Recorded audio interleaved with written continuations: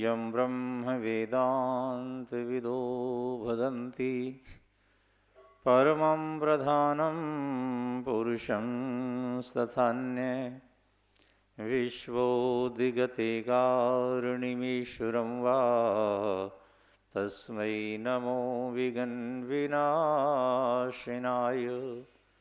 गुरु ब्रह्मा गुरु विष्णु गुरुदेव महेश गुरुरेव परं ब्रह्म तस्मै श्री गुरुवे नमः। या कुन्देन्दुतुषारहारधवला या शुभ्रवस्त्रावृता या वीणावरदण्डमण्डितकरा या श्वेतपद्मासना या ब्रह्मयच्युतशङ्करप्रभृतिभिर्देवैः सदा वन्दिता सा मां पातु सरस्वती भगवती निःशेषजाड्यापहा। कर्पूरगौरं करुणावतारं संसारसारं भुजगेन्द्रहारं सदा वसन्तं हृदयारविन्दे भवं भवानी सहितं नमामि। वंशीविभूषत्करानवनीहृदाभात् पीताम्बरादरुणबिम्बफलादरुष्ठात् पूर्णेन्दुसुन्दरमुखादरविन्दनेत्रात् श्रीकृष्णात् परं किमपि तत्त्वमहं न जाने। नारायणं नमस्कृत्य नरं चैव नरोत्तमं देवीं सरस्वतीं व्यासं ततो जयमुदीरयेत्। बोलो सच्चिदानंद भगवान की जय, शंकर भगवान की जय, सद्गुरुदेव स्वामी जी महाराज की जय। आज शुक्रवार, कार्तिक महीना, शुक्ल पक्ष, एकम तिथि, विक्रमी संवत 2078 सन ईस्वी 2021, शाका संवत 1943, अंग्रेजी तारीख 5 नवंबर, कार्तिक प्रविष्टा 20। आज अन्नकूट, गोवर्धन पूजा, ये समागम, ये समारोह मनाए जाएंगे। और भैया दूज का जो समागम, भैया दूज का जो पर्व है वो कल शनिवार 6 तारीख को मनाया जाएगा। बोलो सच्चिदानंद भगवान की जय। पृथुर्वाच आराधयन्ति सर्वेपि विष्णुभक्तार्तिनाशनं यज्ञैर्दानैर्व्रतैस्तीर्थैस्तपोभिश्च यथा विधि विष्णुप्रीतिकरं तेषां विष्णुसान्निध्यकारणं यत् कृत्वैतानि चीर्णानि सर्वाण्यपि भवन्ति। कार्तिक मास के पावन पवित्र प्रसंग, राजा पृथु और देवऋषि नारद जी का संवाद आ रहा है। देवऋषि नारद जी राजा पृथु जी को पावन पवित्र भगवान की लीलाएं, भगवान की महिमा, भगवान की पूजा का महत्व, इसके बारे में विस्तार पूर्वक बतला रहे हैं। और साथ साथ ये भी बता रहे हैं कि कौन से दिन कौन सा कार्य करना चाहिए, किस तिथि को किस देवता का पूजन करना चाहिए। और इसी के मध्य में, इसी के बीच में भगवान की पूजा का क्या महत्व है। तो देवऋषि नारद जी से राजा पृथु जी ने पूछा कि प्रभु, आपने आज तक बड़ी उत्तम, बड़ी भगवान की भक्ति को बढ़ाने वाली कथाएं सुनाई हैं और सभी देवता सभी ऋषि मुनि महात्मा कार्तिक मास में भगवान नारायण जी का पूजन करते हैं। भगवान नारायण जी की पूजा का बहुत सारा विधान आपने बताया, जिसमें अनेक प्रकार की विधियां हैं। क्या कोई सरल ढंग से भी भगवान को प्रसन्न कर सकता है? ऐसा कोई नियम, ऐसा कोई व्रत, कोई ऐसा उपाय हो कि सरल आदमी सरल ढंग से भगवान का ध्यान करते हुए भगवान की कृपा का पात्र बन जाए, भगवान उसके ऊपर दया कर दें? तो श्री देवऋषि नारद कह रहे कि राजा पृथु, भगवान को अन्य किसी वस्तुओं की जरूरत नहीं है, भगवान सिर्फ भावना से ही जीव के ऊपर प्रसन्न हो जाते हैं। ये धन संपत्ति वैभव, इससे भगवान प्रसन्न नहीं होते। भगवान केवल मात्र जीव की भावना को देखते हैं, जीव के भाव को देखते हैं, वो मन को देखते हैं। संसार हमारे तन को देखता है कि इसका तन कैसा है, इसका तन रूपवान है या करूपवान है, इसका तन सजा हुआ है।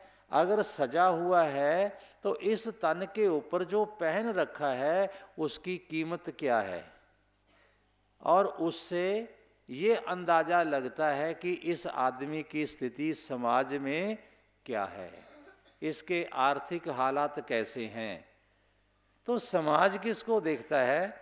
हमारे तन को, और हमारे तन के ऊपर जो पहना हुआ है हमारा लिबास, इसको देखता है। लेकिन वो मेरे प्रभु, मेरे परम पिता परमात्मा ये वस्त्रों को नहीं देखते, ये तन को नहीं देखते, ये हीरे मोती सोना चांदी इन चीज़ों को नहीं देखते। वो तो सिर्फ और सिर्फ देखते हैं कि इसके मन में श्रद्धा कितनी है, इसका जो मन है वो मेरे समर्पित है या नहीं है, इसकी भावना कैसी है। तो भगवान केवल मात्र भावना से ही जीव के ऊपर कृपा करते हैं। प्रसंग सुना रहे हैं देवऋषि नारद की, हे राजन, मैं तुम्हें एक पुरातन समय का, एक प्राचीन समय का प्रसंग सुना रहा हूँ। और ये किस समय का प्रसंग है?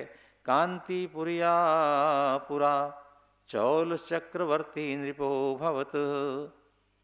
ये सतयुग की बात है।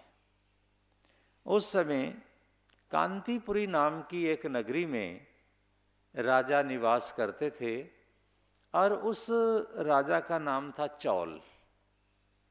चौल वंश भारतवर्ष में बहुत प्रसिद्ध हुआ है, इतिहास में इनका वर्णन मिलता है अपने को। वो जो राजा थे बहुत ही भगवान के भक्त और भगवान की पूजा करने वाले, और भगवान के अंदर उनकी भावना भी बहुत उत्तम थी। उनके राज्य में कोई जीव दीन दुखी नहीं था। सभी लोग अपने अपनी समर्था के अनुसार सारे शुभ कर्म करते थे, और कोई इतना ज़्यादा लालची भी नहीं था कि मेरे को ये भी मिल जाए वो भी मिल जाए। सारे लोग बड़े संतुष्ट थे। जितने भी लोग थे अपने अपने कर्म में, अपने अपने व्यवहार में, वो सारे व्यक्ति अपना जीवन यापन कर रहे थे और भगवान का पूजन कर रहे थे। और राजा का भी नियम था कि वो भगवान की पूजा करता था। सभी लोग अपनी अपनी सामर्थ्य के अनुसार भगवान के मंदिर में जाते हैं और सभी लोग अपना पूजन करते हैं। राजा ने भी ताम्रपर्णी नदी के किनारे पर बहुत सारे यज्ञ किए, बहुत सारे लोगों को दान किया, और भगवान का भजन करते करते करते करते बहुत सारे समय व्यतीत हो गया। और उसका नियम था कि हर रोज वो भगवान की पूजा में जाता था। जिस मंदिर में राजा पूजा करने के लिए जाया करते थे, उसी ही मंदिर में हर रोज की रोज एक ब्राह्मण वो भी पूजा करने के लिए आया करता था। और जो ब्राह्मण वहाँ पे भगवान का पूजन करने के लिए आया करता था, उस ब्राह्मण का नाम था विष्णुदास। हर रोज की रोज वो भगवान का पूजन करता है, भगवान को नमन करता है, जो उसका समर्थ है अपनी समर्था के अनुसार प्रभु की सेवा करके चला जाता है, भगवान का भजन करता है। एक बार क्या हुआ, देव योग से राजा भी आ गया पूजा करने के लिए, और राजा ने आकर के भगवान जी की मूर्ति को बड़े दिव्य श्रृंगार करवाए, भगवान जी की मूर्ति को बड़े अच्छे सुंदर वस्त्र पहनाए, ठाकुर जी के चरणों में हीरे मोती, क्योंकि राजा है, समर्थवान है, चांदी के पुष्प, सोने के पुष्प, मोतियों की माला, ये उसने भगवान के सामने सारा कुछ रख करके भक्ति भावना से भगवान की पूजा की। और जो वहाँ का अपने भगवान का विग्रह है, जो भगवान की मूर्ति है, वो बड़े अच्छे ढंग से सजी हुई है। इतनी देर में अभी राजा पूजन कर ही रहा था, पूजा करके भगवान की एक तरफ बैठा और विष्णुदास ब्राह्मण आ गए। जैसे विष्णुदास आए, और विष्णुदास जी के पास बहुत धन संपत्ति तो था नहीं, साधारण व्यक्ति था, और उसने लाकर के भगवान जी के चरणों में पत्र पुष्प, तुलसी की मंजरी, तुलसी के पत्ते ये भगवान की अर्पण कर दिए। जैसे वो तुलसी के पत्ते राजा की पूजा हीरे मोतियों से की गई थी, उसके ऊपर उसने अर्पण किए ना, तो राजा को क्रोध आ गया। अरे मैंने तो कितने बढ़िया ढंग से इसको सजा करके रखा, कितने कीमती मैंने भगवान जी के यहाँ पे मंदिर में ये मोती चढ़ाए हैं, सोने के पुष्प चढ़ाए हैं, ये चांदी के बर्तन रखे हुए हैं, और इस ब्राह्मण ने आकर के तो सारा कुछ ही ढक दिया, लोग कैसे देखेंगे। कई लोगों को दिखावे का ज़्यादा होता है ना, ये आज की बात नहीं है, ये शुरू से चली आ रही है कि मैंने इतना किया, करते थोड़ा है लेकिन वो दिखाते कई बार ज़्यादा है। जैसे हम लोग हैं ना, हमारे में ज़्यादातर लोग क्या होते हैं कि अपनी जो अच्छाई होती है, अगर थोड़ा सा काम कर दिया तो वो बहुत ज़्यादा उसका बखान करेंगे, और अगर आपसे कोई बुरा हो गया तो उसको वो साधारण ढंग से लेकर के बैठ जाएंगे। यानी कि दूसरे की बुराई हमें बड़ी लगती है और अपनी अच्छाई हमें बड़ी लगती है, अपनी बुराई हमें छोटी लगती है और दूसरे की अच्छाई हमें वो भी छोटी लगती है। तो ऐसे आज से नहीं है, ये युगों से चला रहा है। तो राजा ने देखा, अरे मैंने इतने अच्छे ढंग से भगवान जी का पूजन किया, भगवान जी को ये कुछ अर्पण किया, और इस ब्राह्मण ने आकर के सारा कुछ ढक दिया, मेरी पूजा और मेरा ये धन वैभव कैसे लोगों को दिखाई देगा। तो उसी समय गुस्से में आकर के उस राजा ने ब्राह्मण से कहा कि यह ब्राह्मण, तुम भगवान का पूजन क्या जानते हो, क्योंकि ना तो तुम्हें किसी ढंग का पता है, और विष्णु भक्तिम न जानासी वराकोसी मतो मम, और तुम्हें ये भगवान की पूजा की सामग्री के बारे में, भगवान की पूजा की विधि के बारे में तुम्हें कोई पता नहीं है। ये देखो मैंने कितने बढ़िया ढंग से भगवान का पूजन किया, भगवान की अर्चना की, और आपने ला करके उसके ऊपर तुलसी के पत्ते डाल दिए, ये तुलसी की मंजरी डाल दी, क्या इससे भगवान प्रसन्न हो जाएंगे।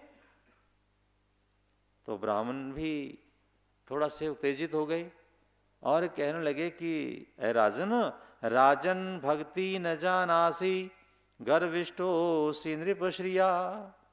ए राजन, भक्ति तेरे को भी नहीं आती। अगर तू कहता ना कि मेरे अंदर भक्ति नहीं है, मेरे अंदर भावना नहीं है, तो भक्ति भावना तेरे अंदर भी नहीं है, क्योंकि तू भगवान को अपने वैभव से प्रसन्न करना चाहता है और तू लोगों को दिखाना चाहता है। तेरे अंदर अभिमान है, तेरे अंदर अहंकार है कि मैं राजा हूं और मैं सोने चांदी से पूजा कर सकता हूं। अरे भगवान किसी के सोने चांदी हीरे मोतियों के भूखे नहीं है, वो तो भावना के भूखे हैं। राजा को भी क्रोध आ गया, तू मैं पे बात आ गई। जब वाद विवाद हुआ वहां पे, तो दोनों ही भगवान के भक्त हैं और दोनों ने आपस में एक शर्त लगा ली। और क्या शर्त लगाई कि हम देखते हैं कि भगवान सबसे पहले किसके पास आते हैं, भगवान सबसे पहले किसको बुलाएंगे। और दोनों अपने अपने घर को चले गए। जैसे ही अपने अपने घर को वो गए और राजा ने अपने पुरोहित को बुला करके, अपने मंत्रियों को, अपने विद्वानों को बुला करके, ऋषि मुनि महात्माओं को बुला करके एक यज्ञ प्रारंभ कर दिया कि मैं निरंतर भगवान का यज्ञ करूंगा, जिसमें बहुत बड़े बड़े विद्वान आए हुए हैं। हर रोज की रोज पता नहीं कितना घी, कितना चरू उसमें लगता है, कितना वो राजा अन्न का दान कर रहा है। और उधर से जो ब्राह्मण है विष्णुदास, वो समर्थ इतना नहीं है कि इतना बड़ा वो यज्ञ कर सके, लेकिन उसने कुछ नियम अपना लिए। नियम कैसे अपना लिए कि मैं कार्तिक महीने का व्रत करूंगा, यानी कार्तिक महीने का स्नान करूंगा, भगवान शालग्राम जी का पूजन करूंगा, तुलसी का पौधा, तुलसी का वन लगा करके उसकी सेवा करूंगा, और एकादशी का व्रत रखूंगा। ये उसने नियम अपना लिए। कार्तिक का, माघ का, वैसाख का, ये उसने व्रत करना प्रारंभ कर दिया। तुलसी की पूजा करनी शुरू कर दी, तुलसी का वन लगाना, तुलसी के पौधे लगाना ये प्रारंभ कर दिया। भगवान नारायण जी की सेवा करते करते ओम नमो भगवते वासुदेवाय, इस मंत्र का वो साथ साथ जाप कर रहा है। समय बहुत बीत गया। भगवान ने भी देखा कि मेरे दोनों भक्त हैं तो दोनों मेरे ही, लेकिन एक के मन में गर्व है, एक के मन में गर्व नहीं है, अभिमान नहीं है।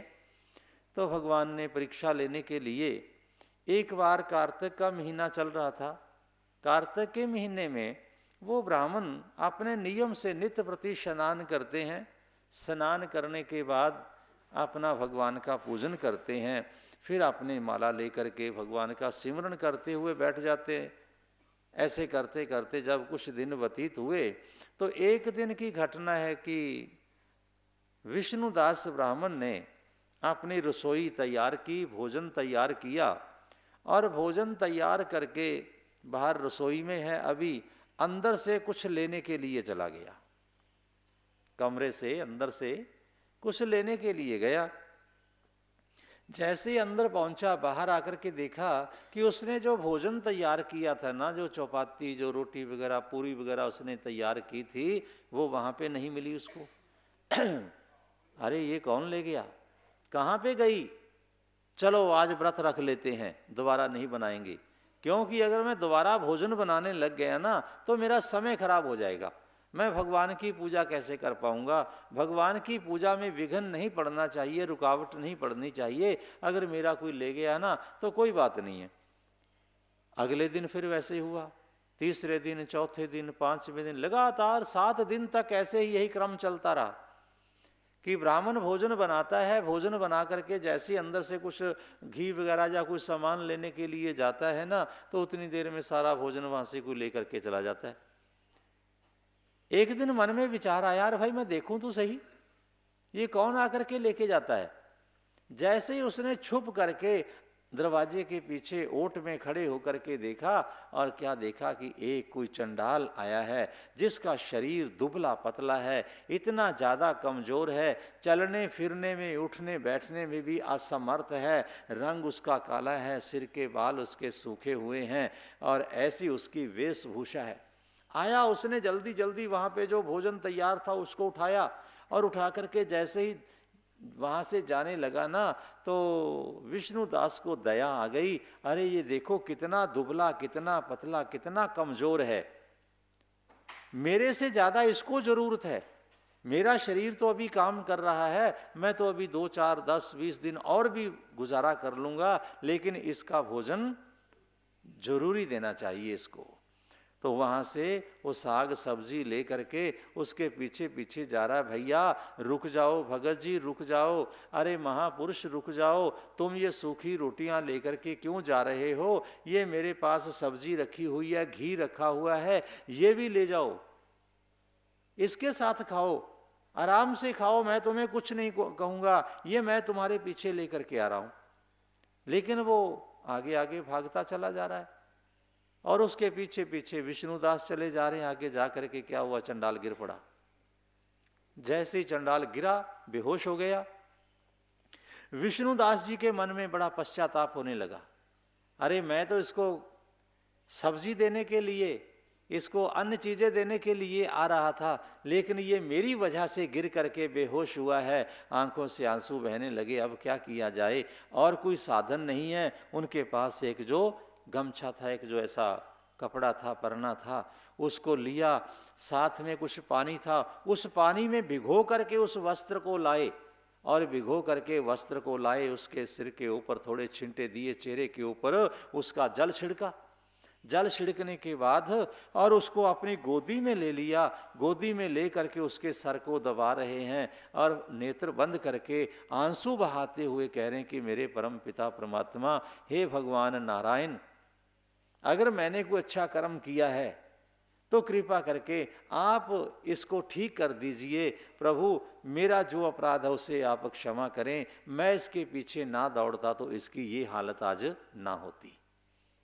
ऐसा जब उस प्रार्थना कर रहा है, प्रार्थना करते करते करते करते कुछ समय व्यतीत हुआ, और क्या देखा उसने कि गोद में जो रखा हुआ सिर है वो हिलने जुलने लगा, हरकत करने लगा। बड़ा प्रसन्न हुआ विष्णुदास कि भगवान ने मेरी प्रार्थना सुन ली। और जैसे ही आपने नेत्र खोले तो वहां पे क्या देख रहे हैं कि कोई साधारण चंडाल नहीं है, वहां पे उसकी गोद में लेटे हुए स्वयं भगवान नारायण हैं।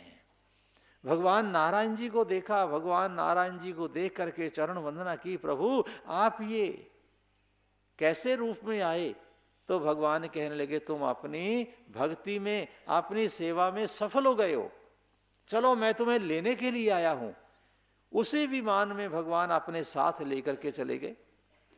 और उस राजा को जैसे पता चला चौल को, अरे विष्णुदास को तो लेने के लिए भगवान नारायण आए, इसका मतलब उसकी भक्ति श्रेष्ठ है, मेरे को अभी तक कोई संदेशा नहीं आया।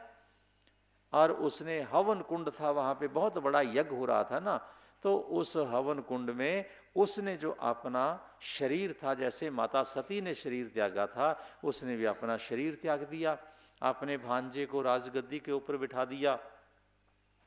और उनके शरीर त्यागते ही भगवान के दूत आ गए। भगवान के दूत लेकर के जैसे भगवान जी के पास पहुंचे, दोनों भगवान के सामने खड़े हुए हैं।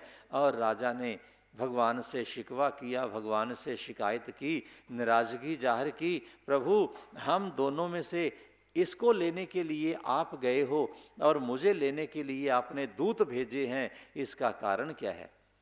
भगवान कहने लगे, देखो तुम भी मेरे भक्त हो, ये भी मेरे भक्त हैं, लेकिन तुम्हारे मन में अपने वैभव का, अपने राज का, अपने पाठ का, संपत्ति का अभिमान था। इसलिए इसके मन में कोई अभिमान नहीं था। ये निरअभिमान होकर के इसने मेरी पूजा की है। इसने चाहे तुलसी के पत्तों से मेरी पूजा की है, लेकिन जो प्राणी अपनी भावना शुद्ध रख करके और अभिमान के बिना, अहंकार के बिना मेरा पूजन करता है, तो उसको मैं अपने स्वयं लेने के लिए वहाँ पे जाता हूँ। तो भगवान ने उन दोनों को अपने द्वारपाल नियुक्त किया। सूत जी महाराज ऋषियों से सुना रहे हैं कि हे ऋषियों, ये भगवान की पूजा हम किसी भी भावना, किसी भी विधि से कर दें, मन से करनी चाहिए, भावना से करनी चाहिए, तो भगवान प्रसन्न होते हैं। तो आज की कथा का प्रसंग वर्णन करते हुए गोवर्धन से पूजा या महात्म वत्तावर राजा ने पूछा पृथु ने, महाराज जो अन्नकूट है इसका क्या महत्व है, अन्नकूट क्या होता है और इसका कब से प्रचलन हुआ? श्री सूत जी महाराज ऋषियों को सुना रहे हैं। देव ऋषि नारद राजा पृथु को कह रहे हैं कि हे राजन, कार्तिक महीने के शुक्ल पक्ष की जो एकम प्रतिपदा जो आज है, इस तिथि को प्रातः काल उठ करके संध्या वंदन वगैरह करके बहुत बड़ा अपना, अगर तो हो सके कोई मथुरा जी में जा कर के भगवान का पूजन करे, गोवर्धन की परिक्रमा करे तो अति उत्तम है। लेकिन सारे के सारे लोग वहाँ पे नहीं जा सकते। अगर भैया वहाँ पे चले जाएं तो इतनी जगह भी नहीं मिलेगी।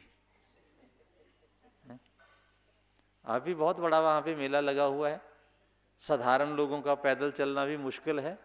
तो गोवर्धन जी का ध्यान करते हुए, अगर वहाँ पे जाने में असमर्थ हो तो गोवर्धन जी का अपने एक जगह पर किसी घर के अंदर या किसी धर्म स्थान के अंदर या सार्वजनिक जगह पर गोबर से गोवर्धन पर्वत का आकार बनाना चाहिए। उसके ऊपर राजा बलि की मूर्ति, राजा बलि का सिंहासन ये विराजमान करना चाहिए। उसके ऊपर झंडा लगाना चाहिए। झंडा लगा करके शालग्राम भगवान जी का वहाँ पे पूजन करना चाहिए।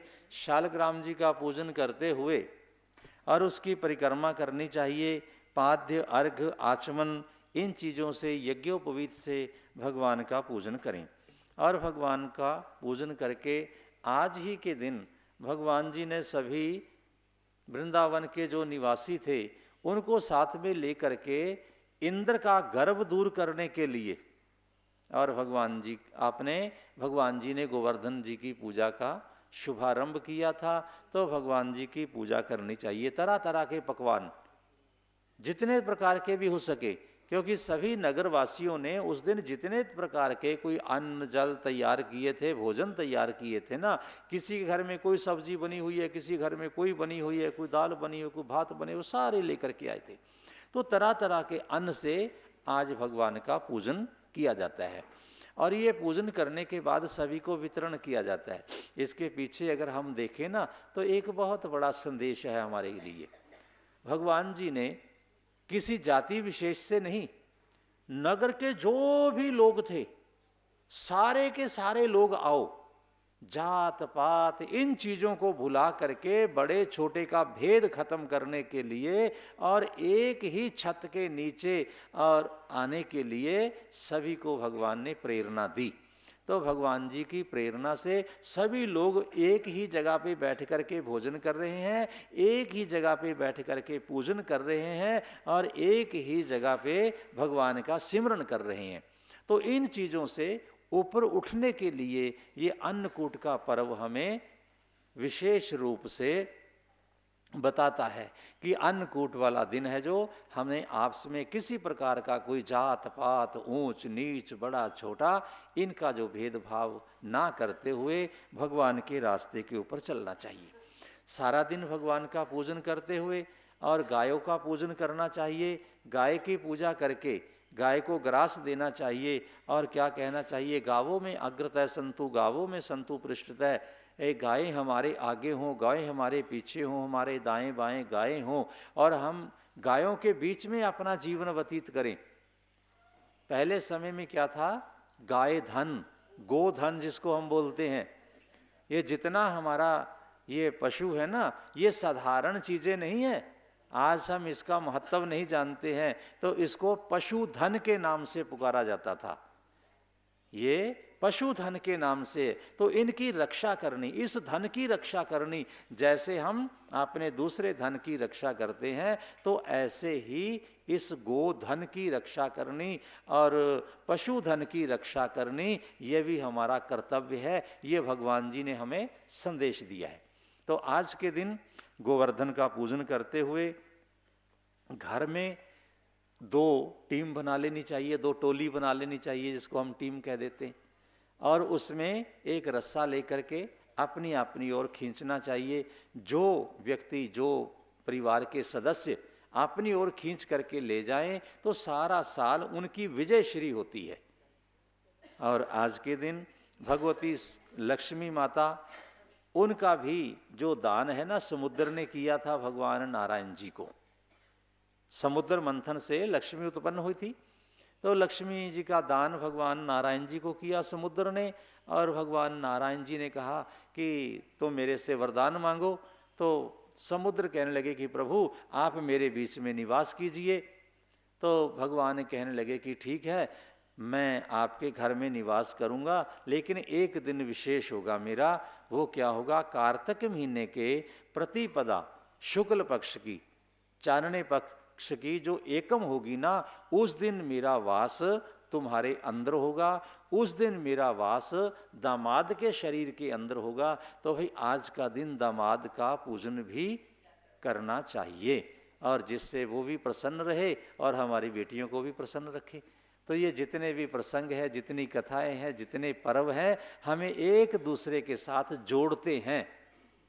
केवल मात्र स्नान ही नहीं, सभी के साथ मिल करके कैसा व्यवहार करना है, कैसा हमने जीवन व्यतीत करना है, जिससे हमारा देश, हमारा समाज, हमारा घर, हमारा परिवार, हमारा नगर खुशहाल हो सके, प्रसन्न हो सके, एक दूसरे के साथ हम प्रेम प्यार से रह सकें। तो ये हमारे जितने पर्व हैं उन चीज़ों का ये संदेश देते हैं। और हमें इन चीज़ों का जो पालन करते हुए, इन संदेशों को ग्रहण करते हुए, इनकी शिक्षाओं को ग्रहण करते हुए अपने देश, समाज, कौम, धर्म, जाति, परिवार, इनके लिए अच्छा सोचना चाहिए, अच्छा कर्म करना चाहिए। तो आज अन्नकूट का पर्व है और अन्नकूट में सभी लोग यथाशक्ति अपना प्रसाद ग्रहण करें। भगवान सभी के ऊपर कृपा करें, महाराज जी सभी को आशीर्वाद प्रदान करते रहें। बोलो सच्चिदानंद भगवान की, शंकर भगवान की जय। सद्गुरुदेव स्वामी जी महाराज की जय।